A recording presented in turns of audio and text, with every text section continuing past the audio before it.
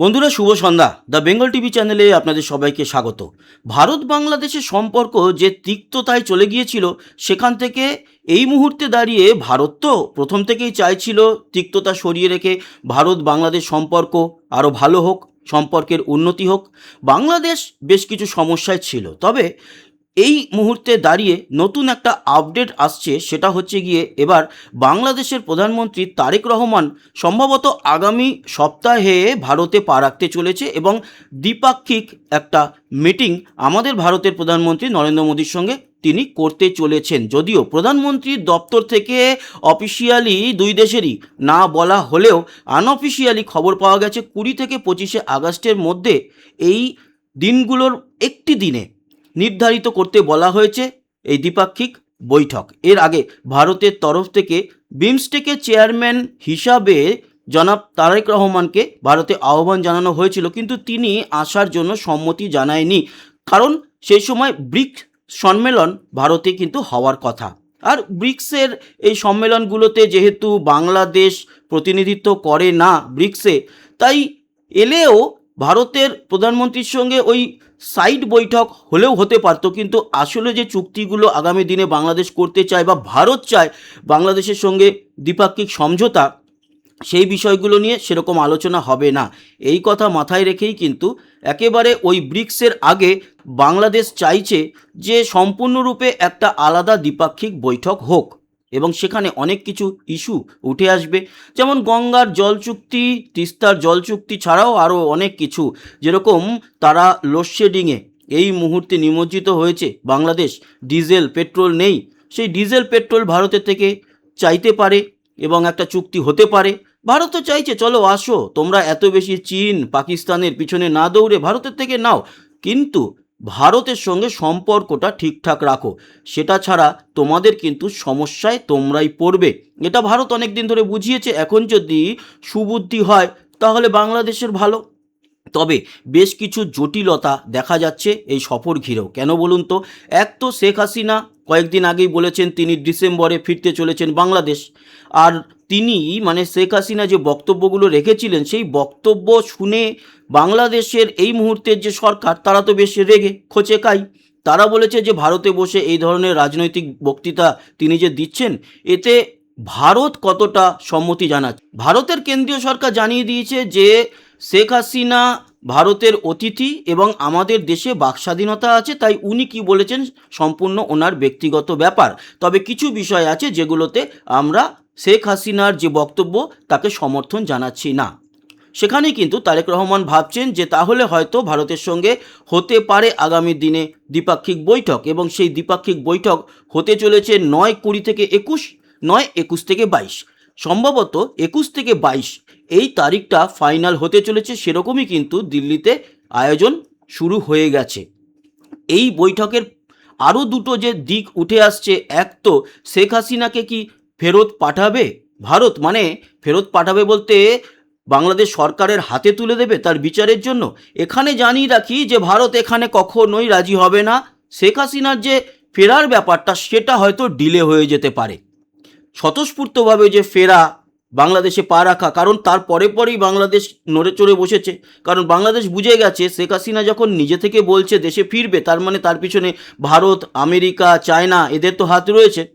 এখানে দাঁড়িয়ে বাংলাদেশ সরকার কিছু করতে পারবে না, ফলে ভারতে এসে সামনাসামনি বৈঠক করে যদি হাসিনার দেশে ফেরাটা আটকানো যায়, যে ভারতে থাকুক, আমাদেরও ফেরাতে হবে না, আমাদের হাতে দিতে হবে না, কিন্তু ভারতে থাকুক, উনি যেন স্বতঃস্ফূর্তভাবে দেশে না ফেরেন আর তার পিছনে যেন ভারত আমেরিকা সহায়তা না করে, এই একটা ব্যাপার। সেটা দেখা যাক কি হয়। তার মানে শেখ হাসিনা দেশে ফেরার ব্যাপারটা হলেও হতে পারে ডিলে হয়ে গেল। এখন ভারত কি করে সেদিকে তাকিয়ে থাকবে সারা পৃথিবী। অন্যদিকে আরও একটা গুরুত্বপূর্ণ বিষয়, সেটা হচ্ছে 28 তারিখে একটা সিরিজ খেলার জন্য বা দুটো সিরিজ, 3 ম্যাচের ওয়ানডে এবং 3 ম্যাচের টি-20 সিরিজ খেলার জন্য বাংলাদেশে যাওয়ার কথা ছিল ভারতীয় দলের। সেটা আপাতত অফিসিয়ালি না হয়ে গেছে। এখন তারেক রহমান এসে যদি ভারত সরকারকে বুঝিয়ে ভারতীয় দলকে তাদের দেশে নিয়ে যেতে পারে, সেটাও কিন্তু এই মুহূর্তে দাঁড়িয়ে একটা কূটনৈতিক সাফল্য হবে বাংলাদেশের ক্ষেত্রে।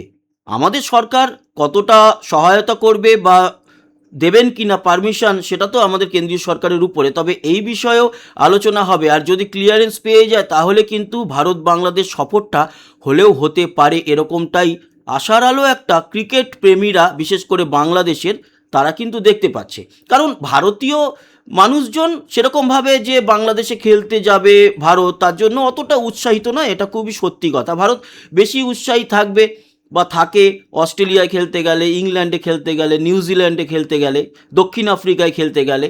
বাংলাদেশে খেলতে গেলে অতটা উৎসাহ ভারতীয় ক্রিকেট প্রেমীদের থাকে না। তবে লক্ষণীয় ব্যাপার, বাংলাদেশের ক্রিকেট প্রেমীদের কিন্তু এই বিষয়ে খুবই ইন্টারেস্ট থাকে। সে হারুক জিতুক, তারা ভারতকে দেখতে চায় তাদের মাটিতে গিয়ে খেলছে।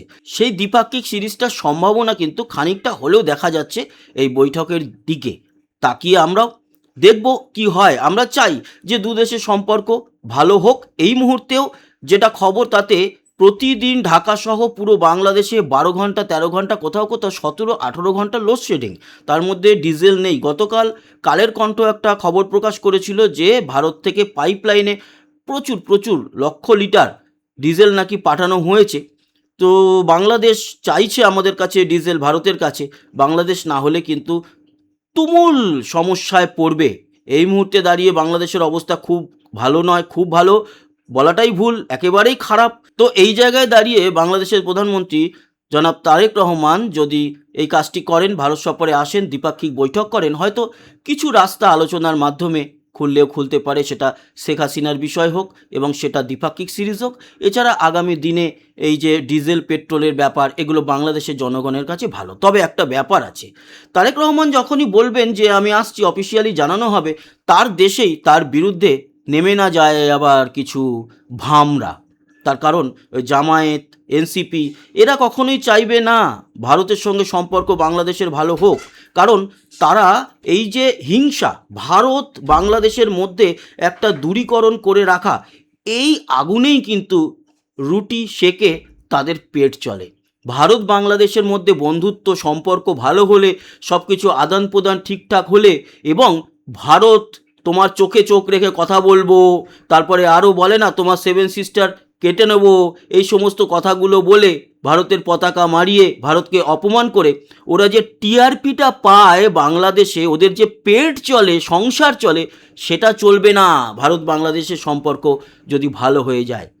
যেরকম ভারত পাকিস্তানের সম্পর্ক যদি ভালো হয়ে যায়, তাহলে পাকিস্তান সেনাবাহিনীর হয়ে গেল। তাই পাকিস্তান সেনাবাহিনী কোনো দিন চায় না যে ভারতের সঙ্গে পাকিস্তানের সম্পর্ক ভালো হোক। তাদের পেটই চলে ভারত বিরোধিতা করে, এবং তাদের যে জঙ্গি সংগঠন, তাদেরকেও মদত দেওয়া হয় এই পাকিস্তানি সেনাবাহিনীর তরফ থেকে, যাতে ভারতের সঙ্গে সম্পর্ক সব সময় খারাপ থাকে, তবেই তারা পাকিস্তানে রাজ করতে পারবে। এখানে বাংলাদেশের অবস্থাও সেরকম। তবে পাকিস্তানি সেনাবাহিনীর থেকে বাংলাদেশের সেনাবাহিনী অনেকটা বেটার, এটা বলা যেতে পারে। এই মুহূর্তের বাংলাদেশ এবং ভারতের সম্পর্ক নিয়ে ছিল একটা গভীর আলোচনা। যারা সাবস্ক্রাইব করেনি এখনও পর্যন্ত, আমাদের এই চ্যানেলটি সাবস্ক্রাইব করে আমাদের সঙ্গে জুড়ে থাকুন। আবার দেখা হচ্ছে, ততক্ষণের মতো টাটা।